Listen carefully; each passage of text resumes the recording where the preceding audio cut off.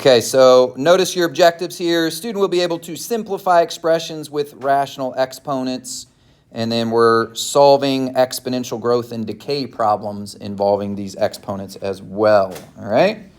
So example 1, we're going to use the top there to kind of help us reason a formula out here. So x to the 1/3 times itself again. Okay, by properties of exponents, I could be adding 1/3 3 times there, right? Well, what's 1/3 plus 1/3 plus 1/3? 1. Okay. So we know that this is x to the first, or just x, right? Well, what's another way I could have written this side here? If I have x to the 1/3 times itself 3 times, what's that the same as? X to the 1/3 to the third power, right? So I could say this is the same thing here. Okay. And then we end up with 1/3 times 3 produces x to the first, right? Okay, now notice we're saying x to the 1/3 raised to the third power, all right? We could say then that x to the 1/3 is equal to the cube root of x, couldn't we? If we took the cube root of both sides here. Because the cube root and the cube are inverse operations. So this tells me that rational exponents have an equivalent radical form to them, right? Okay, so in general, we could say x to the power of 1 over n. By this example here, it appears that's the same as the nth root of x. Okay, now n here is the index of the radical, and typically we say n, it has to be from the natural numbers, okay? Has to be from the natural numbers, which are the counting numbers, right? And we should tack on a stipulation for x as well. X has to be greater than or equal to 0 as long as that index n is an even number. All right, so if we're working with a square root, a fourth root, a sixth root, etc., we need to have a non-negative radicand there for x. Okay? All right, so apply this to the following examples. We have the 64 to the power of 1/3. So this would be equivalent then to the cube root of 64, which I hope you know is just 4. Or 16 to the 1/4 power, that's the same as the fourth root of 16. What's that equal? 2, right?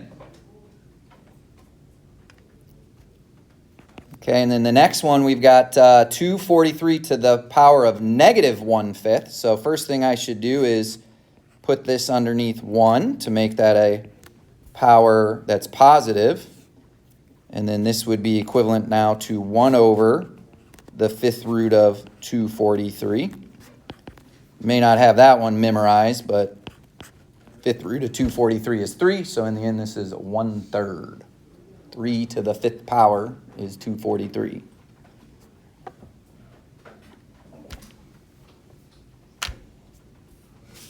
Questions on any of those examples?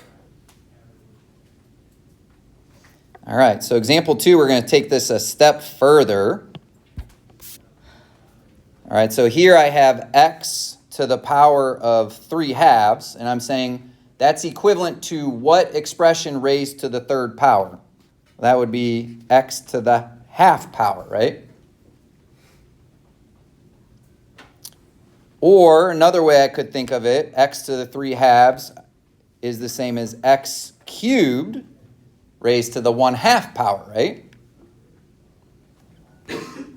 Okay, so the top version x to the half power, if you cube that, that's no different than saying, based on what we just learned, x to the half power is the square root of x being cubed, right? The other version down here, x cubed to the half power, would be the same as saying the square root of x to the third. So what we're seeing here is that the square root of x raised to the third power is no different than the square root of x cubed. So the order in which we simplify here doesn't matter is what it's showing us. I can take the square root of x first, then cube, or I can cube the x first, then take the square root, right? Now, which we do will be dependent upon the particular problem, okay? So in general, we're going to say x to the power of m over n. That would be the same as the nth root of x to the power of m, or the nth root of x raised to the power of m.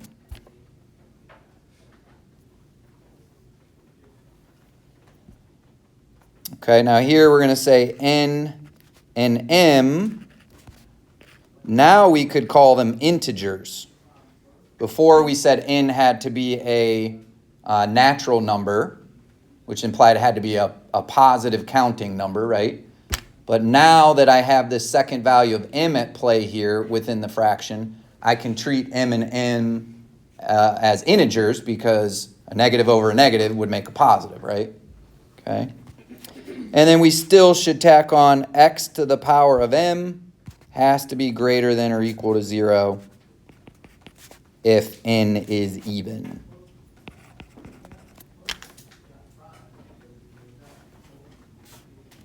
All right, so some simple ones to start. 9 to the power of 3 halves.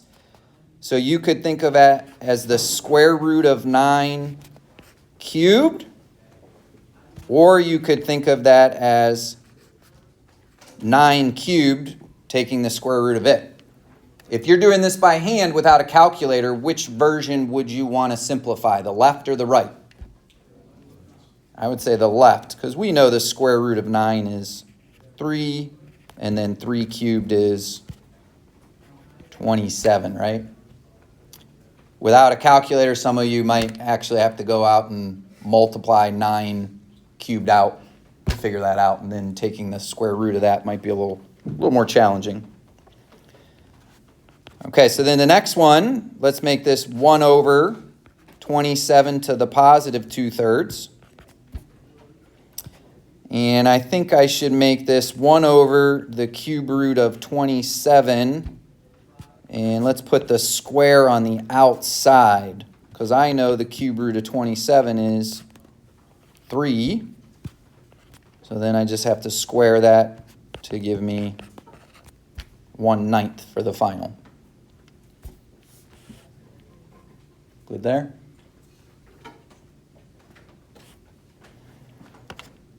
All right, next one, we're working with a decimal. 8 thousandths raised to the 4/3 power. So this is the cube root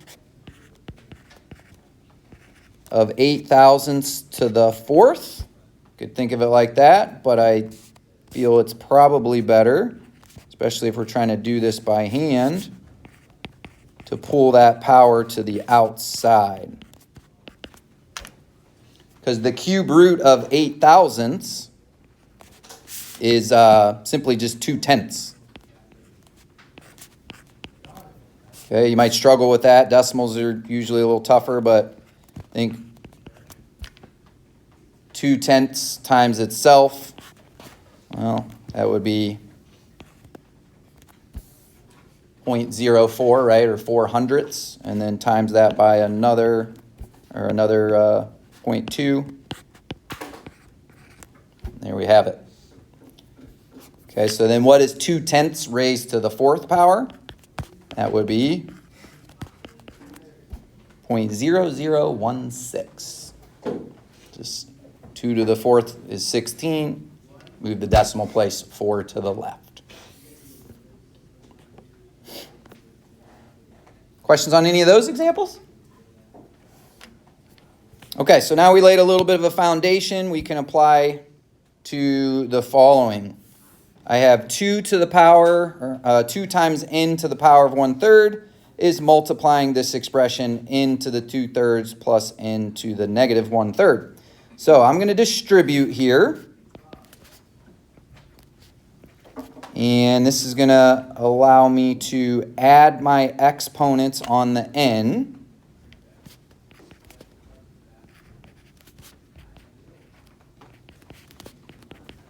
By my properties. And I'll end up with 2 times n to the first power. 1/3 plus 2/3 is, of course, 3/3 or 1. And then 1/3 plus negative 1/3 would yield a 0. This is then going to simplify to 2n plus 2 times 1, or 2.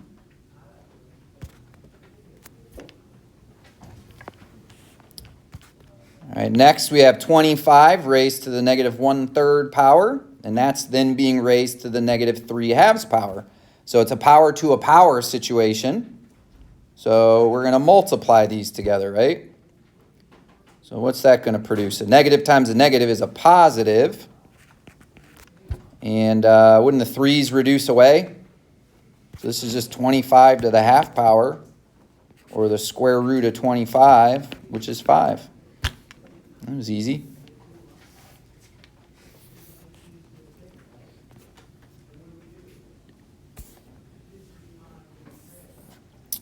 All right, example 4. We got some equations now to solve.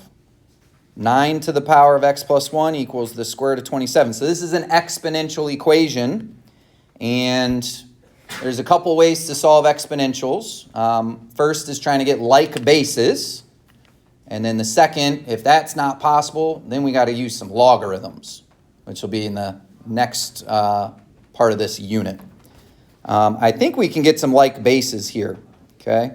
First, I'm going to say, well, square root of 27 is the same as 27 to the 1/2 power.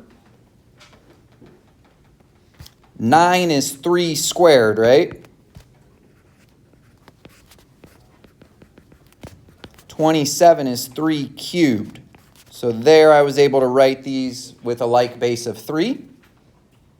Now I multiply my exponents together. Make sure you distribute here.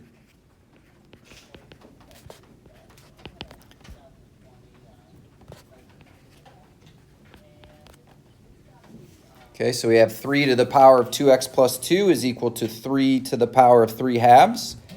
And we'll look at exponential functions in a little bit more detail later. But if you recall, in general, an exponential function typically graphs to look something like this, which means it's a one-to-one function. Okay, so there can only be one output for each input.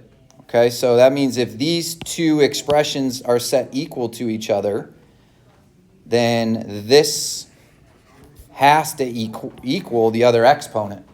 There's not more than one value possible here. So I can ignore the 3's, and I can just say that the exponents of 2x plus 2 equal 3/2. Subtract 2 over 3/2 minus 2 would be negative 1/2. Divide by 2. Negative 1/2 divided by 2 is negative 1/4.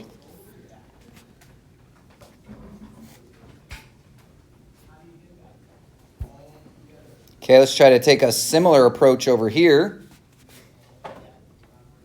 All right, so this one's a little different in that I got a fraction involved here. Anytime I see a fraction, maybe a good use for a negative exponent. All right, so I'm going to keep the left the same for a moment. And then 1/4, that is 4 to the negative first, right?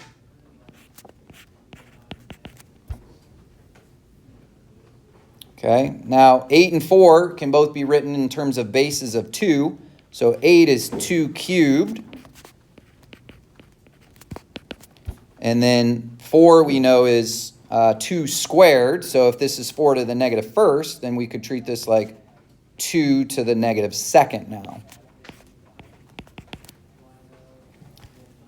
multiply your powers.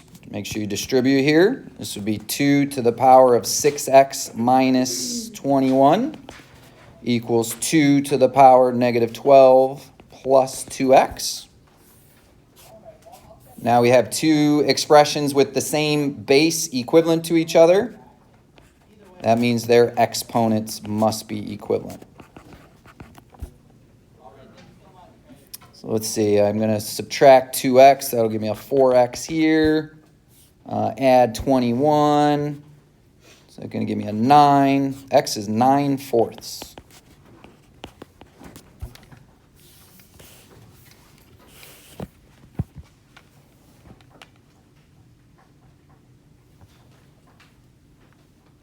Okay, questions on any of those examples? All right, stick with some more exponential equations here. 4 times x to the 3/2 is equal to 32. By the notation, 4 is not being raised to the power of 3/2. It's only x that is. All right, so what do you think would be a good first step here? Yeah. Divide by 4. Yeah, divide that 4 over.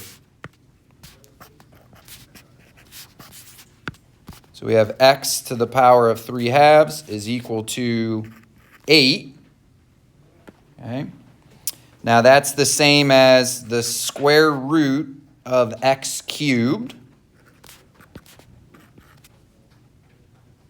So I can clear a square root by squaring both sides, couldn't I?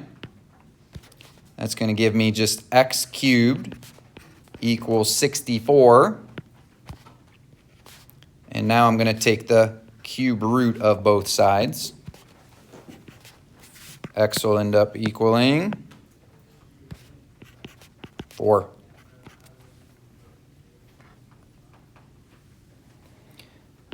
Okay, now another approach I suppose you could have taken when you got here, you could have raised both sides to what power? To get x alone. Bless you. If I wanted x alone here, I could raise it to the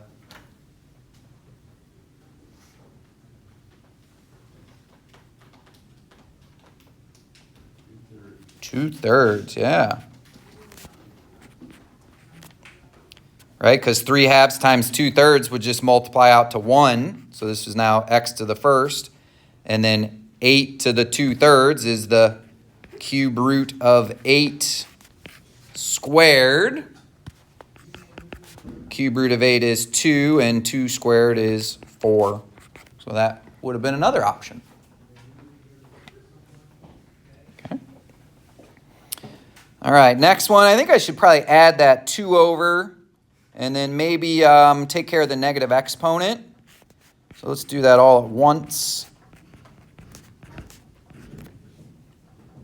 1 over x minus 1 to the 1/4 is equal to 2.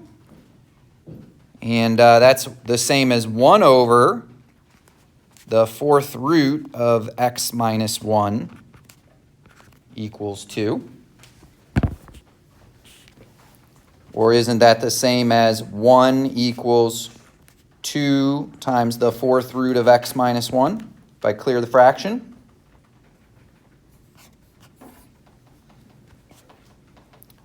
Now I'm going to divide that 2 over. 1/2 equals the 4th root of x minus 1. I can clear the radical by raising both sides to the 4th power. That's going to be 1/16 is equal to x minus 1. Add your 1 over. You end up with 1 and 1/16. I don't love mixed numbers. You can leave it like that, but really, impropers are the way to go.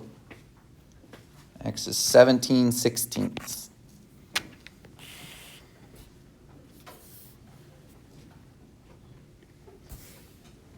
Questions there? All right, next we have a word problem.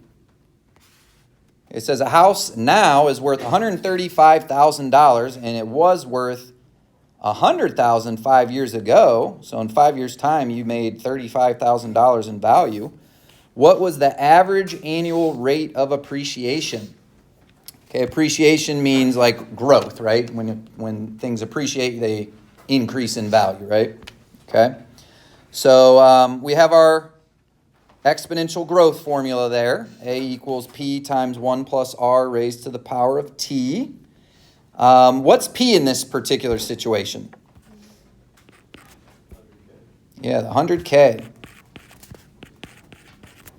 And then R is the unknown. We're trying to find our annual rate. So we're going to leave that as an R. What's T in this case? 5, right? And we know that we're in those 5 years' times, we're increasing up to a value of 135K. All right, so first thing I would do to solve this, I would divide out the 100K on both sides. So those wipe out. Those are gone. How about we just call that 1.35?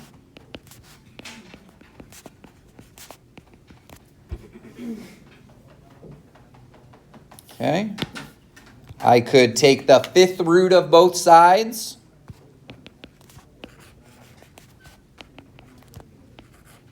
Or if you want to think of it as raising to the 1/5 power, that's of course acceptable. Okay, now I'm gonna leave that as is. So this would be the fifth root of 1.35. That's not going to be an integer. Equals 1 plus R. So if I want to be exact, I subtract 1 over, and R would be the fifth root of 1.35 minus 1. So that's your exact R value. Okay, if you want to approximate that, you pull out the calculator.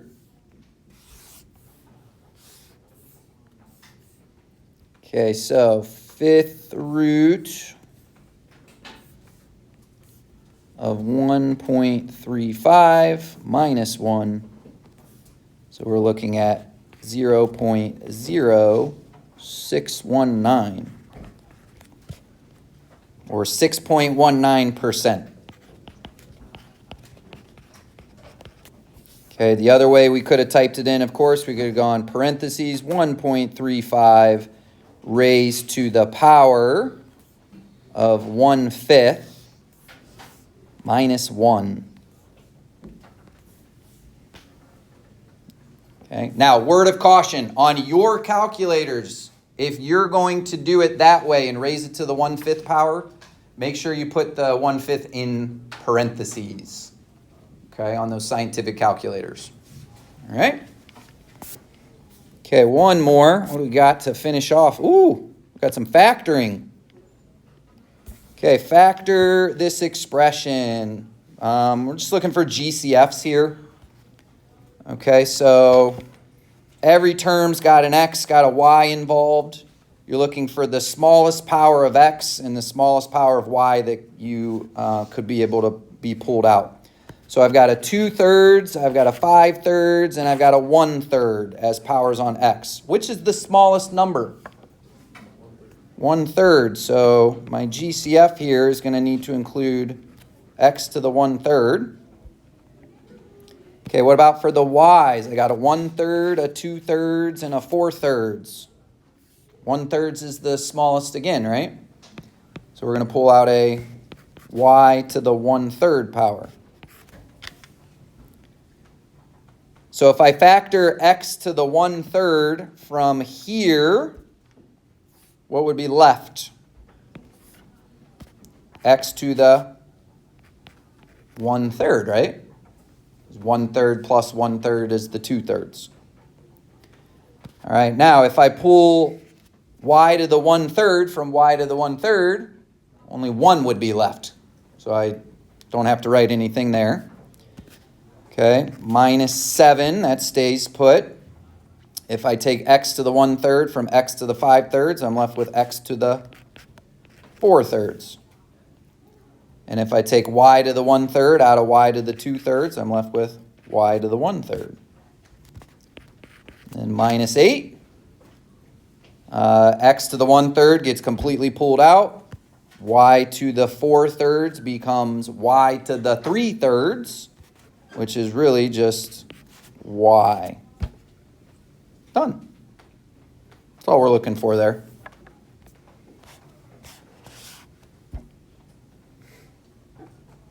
Okay, over here,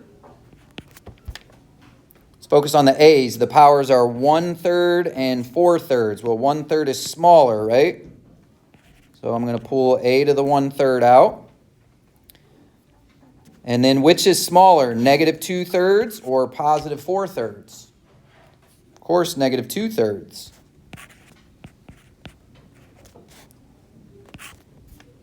So if I factor A to the 1/3 out of the first term, there's no A remaining. If I factor B to the negative 2/3 from that as well, nothing left. Well, really, I shouldn't say nothing is left. What's the value? Yeah, 1. And then plus 4. If I take A to the 1/3 from A to the 4/3, I'm left with A to the 3/3, which is really just A. And then if I take B to the negative 2/3 from B to the 1/3, what would be left there?